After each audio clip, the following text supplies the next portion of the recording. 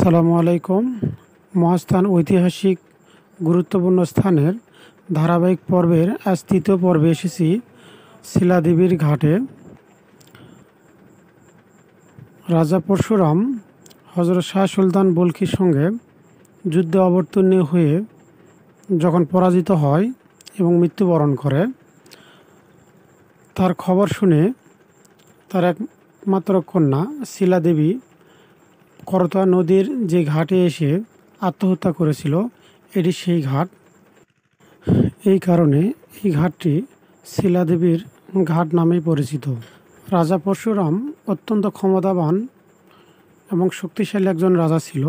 সে ধারণা করেছিল সে কখনোই পরাজিত হবে না, কারণ তার যুদ্ধে যতগুলো সৈন্য মৃত্যুবরণ করত, সকল সৈন্যগুলো জিয়তকুণ্ডের পানি থেকে জীবন্ত হয়ে উঠত, আর সেজন্য তার দাম্ভিকতা ছিল অনেক।